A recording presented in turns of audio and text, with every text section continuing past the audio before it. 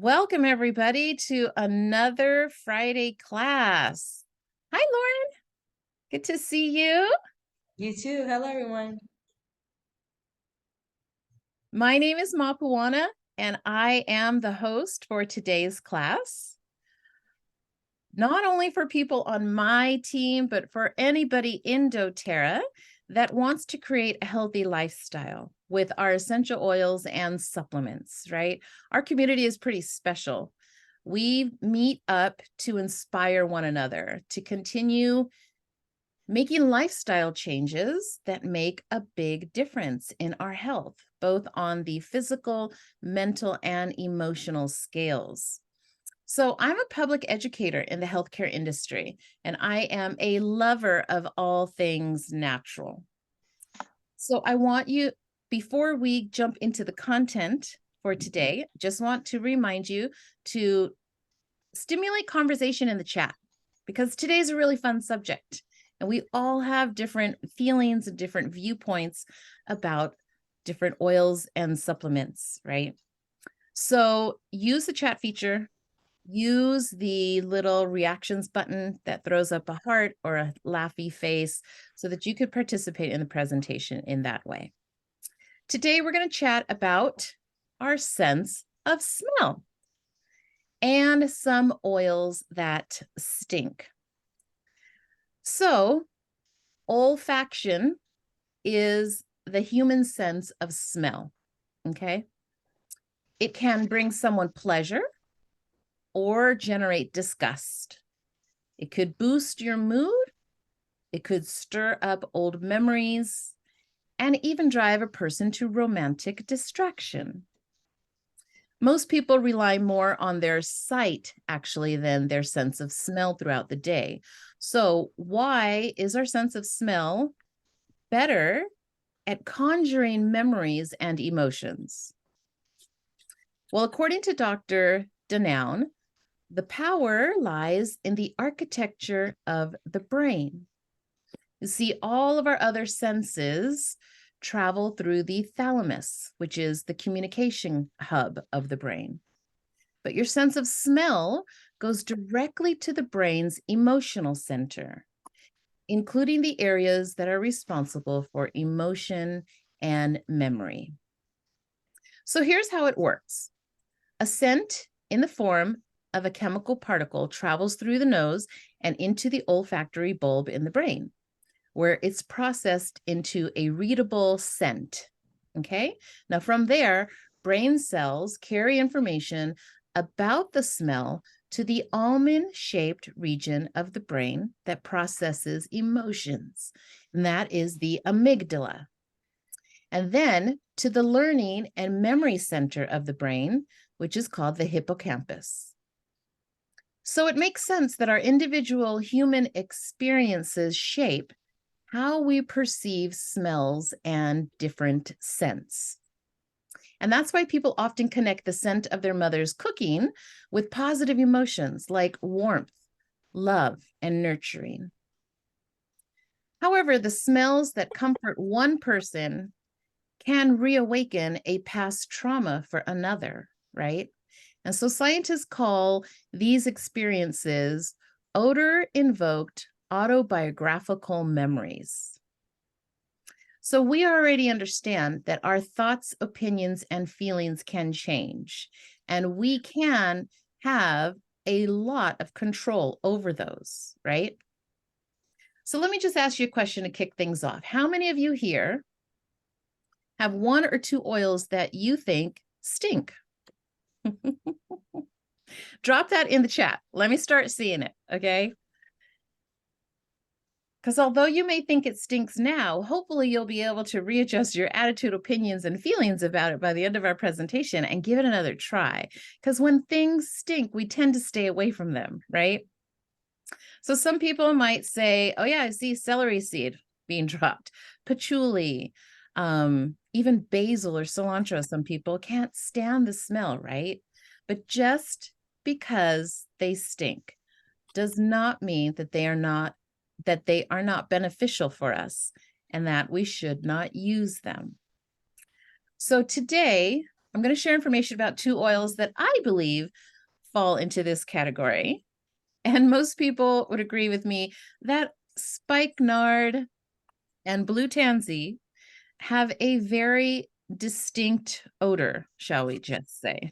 I'm going to share with you a little bit about what is spikenard good for and why you might want to try it, even though you might think that it smells. This comes from our Essential Life book. So let me bring that up. The Essential Life book brings to our attention that spikenard, some of the top uses are aging and irritated skin, insomnia. So on the bottom of your feet, right, at nighttime to help you sleep. Stress, muscle tension, spasms, PMS and menstrual issues, infertility, candida, vaginal thrush, brain issues, convulsions, and seizures. So it is one of those oils that passes the blood-brain barrier, just like frankincense and sandalwood. We have a few of those. It's great for detoxing. It's considered a diuretic, good for cellulite, terminally ill and hospice patients, ulcers, gas and indigestion, pink eye and rashes. It is considered a grounding oil, so good for meditation or sedative properties. It says that it's great for anxiety, depression, and persistent emotional blocks. So some of us work with our oils on the emotional scale, right? So it could be helpful if you have a persistent emotional block. I remember when it got released at the convention, I was so excited for it and I wanted to love it. I thought I was going to absolutely love it, but when I opened the bottle, it made me feel nauseous, like really, really nauseous. And I did not like it. So my body said no, but my brain, my mind was saying yes. And that's because I had just I had just finished listening to doctors and scientists at the convention talk about all the amazing benefits of spikenard. And so I naturally just assumed that I was going to love it on all levels. But I had a very confusing reaction. And Dr. Hill recommended mixing it with wild orange in the beginning. So he already set us up for this slight chance of not liking the oil, but he also gave us a solution on how to adapt to it, right? And that little trick totally worked. So today I absolutely love, love, love spikenard, and I can use it without feeling nauseous. Now, this oil comes from the root of the plant, and we source it from Nepal. And on the emotional scale, it is known as the oil of gratitude. So if you have the emotions book, go there, read about it. If you need that, reach out later and I'll send that to you, okay? Spikenard comes in a 5 ml small bottle and it costs $54. I love the smell of spikenard now, but I didn't before. So let's move into our first video, which is going to remind us, how do we smell? I'm sure you're going to enjoy this.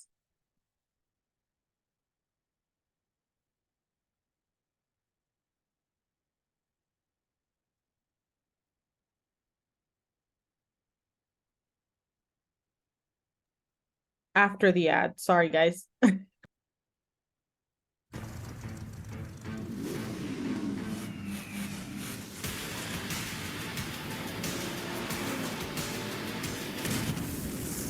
Cheese dogs.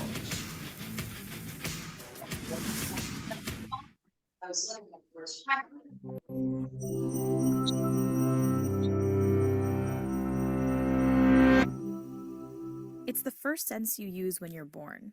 1 out of every 50 of your genes is dedicated to it. It must be important, right? Okay, take a deep breath through your nose. It's your sense of smell, and it's breathtakingly powerful. As an adult, you can distinguish about 10,000 different smells. Here's how your nose does it. Smell starts when you sniff molecules from the air into your nostrils. 95% of your nasal cavity is used just to filter that air before it hits your lungs. But at the very back of your nose is a region called the olfactory epithelium, a little patch of skin that's key to everything you smell. The olfactory epithelium has a layer of olfactory receptor cells, special neurons that sense smells, like the taste buds of your nose. When odor molecules hit the back of your nose, they get stuck in a layer of mucus covering the olfactory epithelium.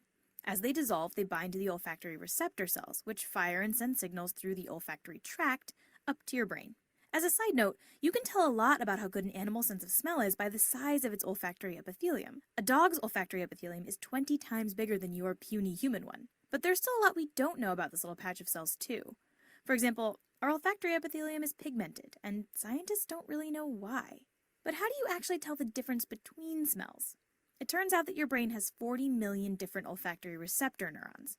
So odor A might trigger neurons 3, 427, and 988, and odor B might trigger neurons 8, 76, and 2,496,678. All of these different combinations let you detect a staggeringly broad array of smells. Plus, your olfactory neurons are always fresh and ready for action. They're the only neuron in the body that gets replaced regularly, every 4 to 8 weeks. Once those neurons are triggered, the signal travels through a bundle called the olfactory tract to destinations all over your brain, making stops in the amygdala, the thalamus, and the neocortex. This is different from how sight and sound are processed. Each of those signals goes first to a relay center in the middle of the cerebral hemisphere, and then out to other regions of the brain. But smell, because it evolved before most of your other senses, takes a direct route to these different regions of the brain, where it can trigger your fight or flight response, help you recall memories, or make your mouth water. But even though we've all got the same physiological setup, 2 nostrils and millions of olfactory neurons, not everybody smells the same things. One of the most famous examples of this is the ability to smell so-called asparagus pea. For about a quarter of the population, urinating after eating asparagus means smelling a distinct odor. The other 75% of us don't notice. And this isn't the only case of smells differing from nose to nose. For some people, the chemical androstenone smells like vanilla. To others, it smells like sweaty urine, which is unfortunate because androstenone is commonly found in tasty things like pork. So with the sweaty urine smellers in mind, pork producers will castrate male pigs to stop them from making androstenone. The inability to smell a scent is called anosmia, and there are about 100 known examples. People with alicin anosmia can't smell garlic. Those with eugenol anosmia can't smell cloves. And some people can't smell anything at all. This kind of full anosmia can have several causes. Some people are born without a sense of smell. Others lose it after an accident or during an illness. If the olfactory epithelium gets swollen or infected, it can hamper your sense of smell, something you might have experienced when you were sick. And not being able to smell anything can mess with your other senses too. Many people who can't smell at all also can't really taste the same way the rest of us do. It turns out that how something tastes is closely related to how it smells. As you chew your food, air is pushed up your nasal passage, carrying with it the smell of your food. Those scents hit your olfactory epithelium and tell your brain a lot about what you're eating. Without the ability to smell, you lose the ability to taste anything more complicated than the 5 tastes your taste buds can detect: sweet, salty, bitter, sour, and savory. So the next time you smell exhaust fumes, salty sea air, or roast chicken, you'll know exactly how you've done it, and perhaps be a little more thankful that you can. Yay, that was a great video, right? To It just was. remind us how wonderfully we're created, how our sense of smell works. So moving on to the second oil that I wanted to talk about today, blue tansy. Now, this is our Smurf oil, if you remember. Check out how blue it is, right?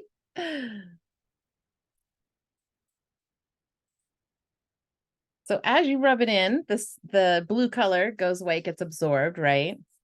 But did you know that the name blue tansy is actually a misnomer? It is because the plant itself is a yellow flowered Mediterranean herb native to Morocco. So the oil of the blue tansy plant belongs to the same family as the chamomile oils. So this includes Roman chamomile and German chamomile. But in this context, it is no surprise that blue tansy sometimes is referred to as Moroccan blue chamomile. So that's pretty cool. Now, can you say the word chamazoline? I see some of you trying. Yes, chamazoline is the compound that gives it the dark, deep blue color. And this oil can stain the skin and surfaces, so we have to be careful when we use it. Now, the smell is offensive to some, but to me, it grew on me very quickly.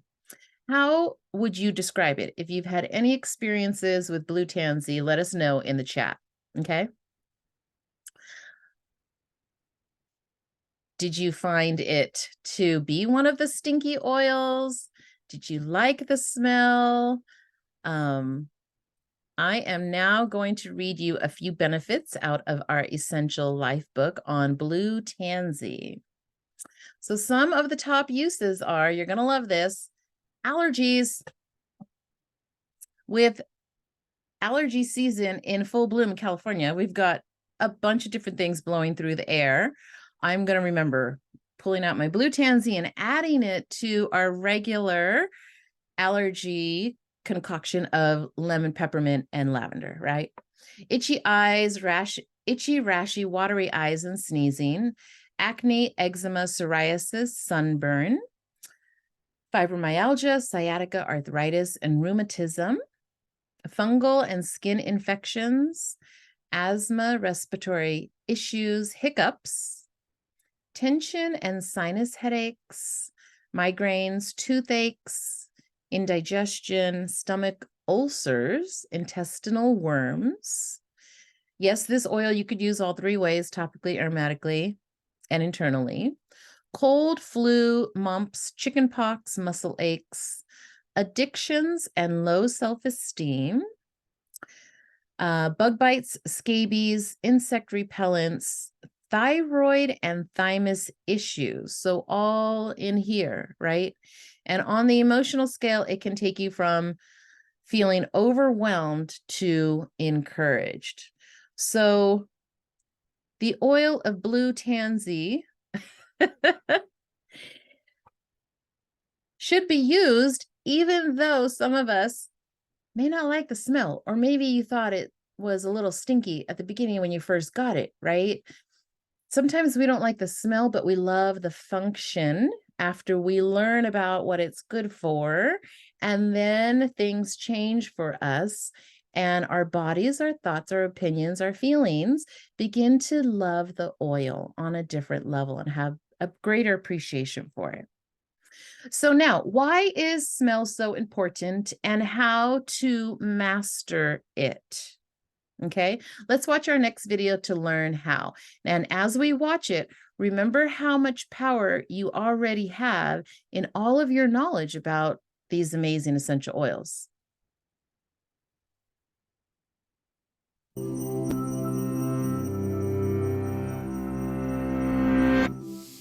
Perfumers can learn to distinguish individual odors in a fragrance made of hundreds of scents. Tea experts have been known to sniff out not just the location where a tea was from, but the season of harvest and whether it was planted by a plum tree. And the New York City Transit Authority once had an employee responsible only for sniffing out gas leaks in the subway system. Can just anyone learn to smell with the sensitivity of those experts? For most of us, what we smell is largely involuntary. Whether it's garbage behind a restaurant, the shampoo of the woman leaving an elevator as you enter, or a bakery's fresh-made bread. With a few million olfactory receptors in our noses, we clearly don't lack the ability to smell well. We just might not always pay close enough attention. That's a shame, because we may be missing opportunities to make strong emotional connections. Smells are powerfully linked to emotions and can awaken memories of places we've long ago left and people we've loved. But fortunately, it is possible to train our brains to smell better. For example, Helen Keller was able to recognize a person's work and, in her words, distinguish the carpenter from the ironworker, the artist from the mason or the chemist, by a simple inhale. Follow these steps and you too can change the way the world smells to you. First, stick your nose in it.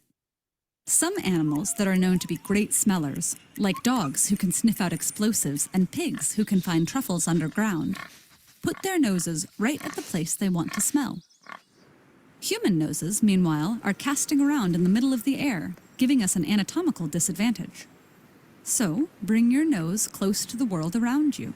The ground, surfaces, objects, the food in your hand.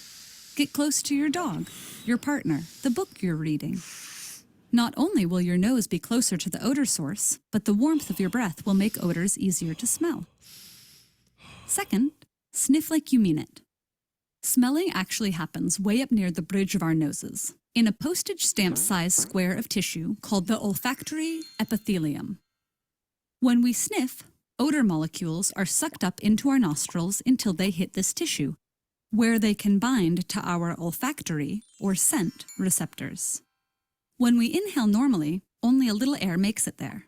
But 1 or 2 solid, sharp sniffs will ensure that more air gets to your smell receptors. After just a few more sniffs, the receptors, which are best at noticing new smells, turn off temporarily. So you can give your nose a rest and sniff again later. Finally, dwell on the smell. Most smells pass by us with little attention. But simply noticing what you're smelling and trying to describe it, name it, and locate its source, you can expand your own vocabulary of smells. When an odor molecule binds to a scent receptor, it sends an electrical signal from the sensory neurons to our brain's olfactory bulbs.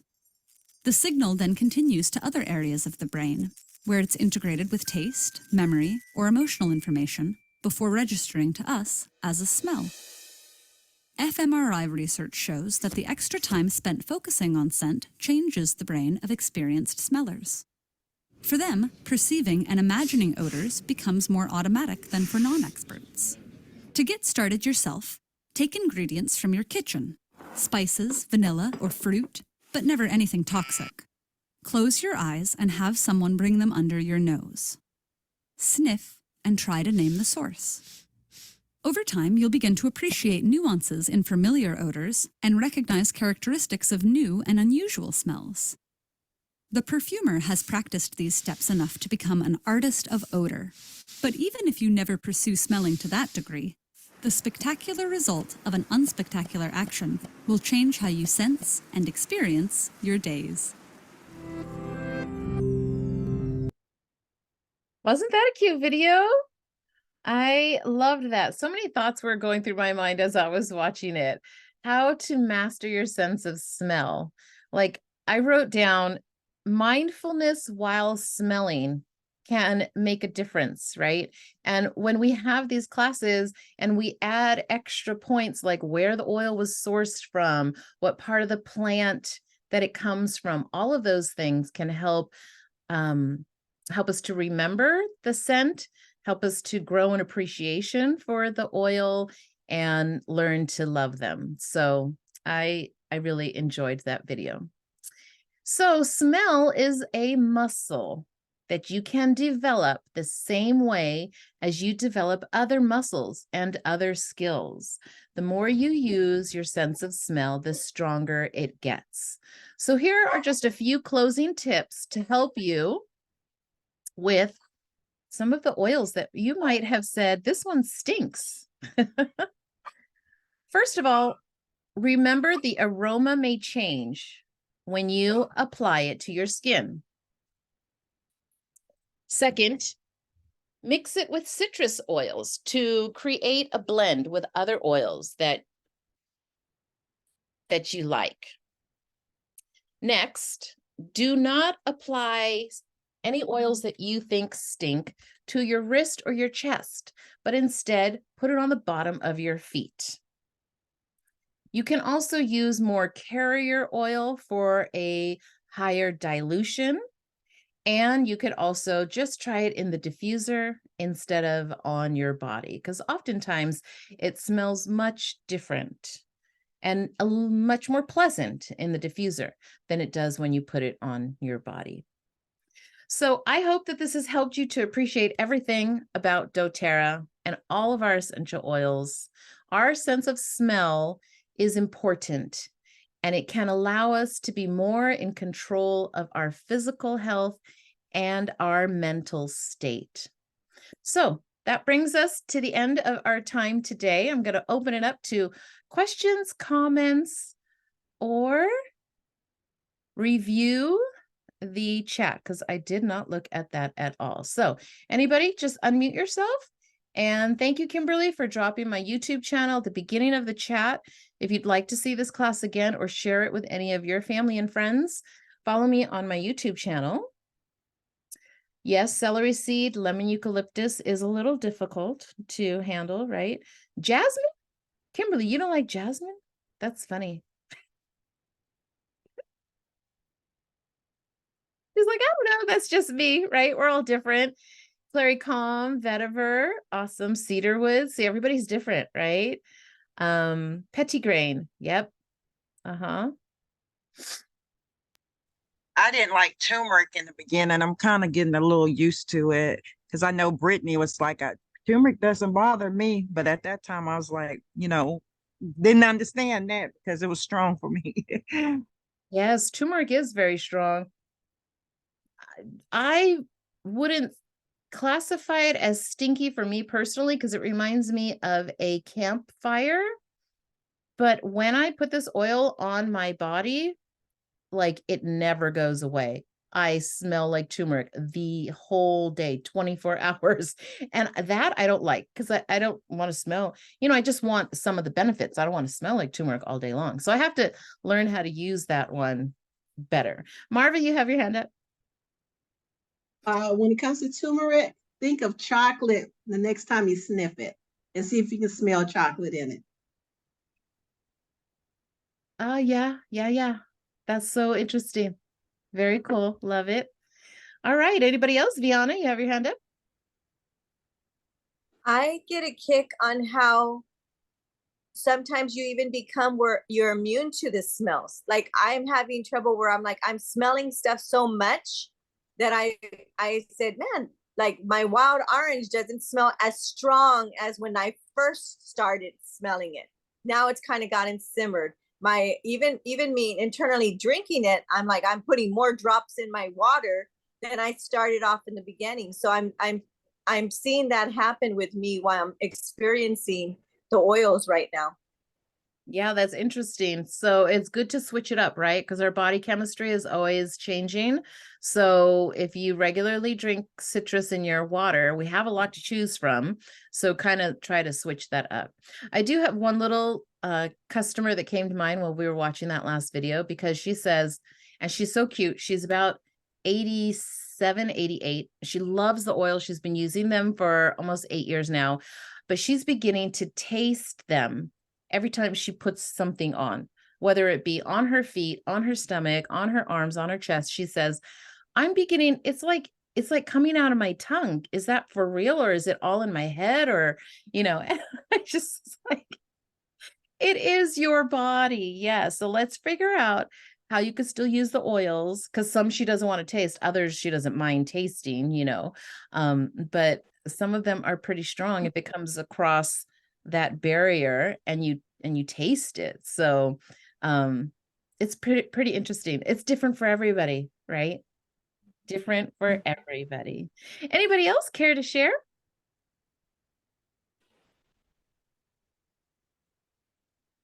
I know my dad used to call spikenard the cow manure oil.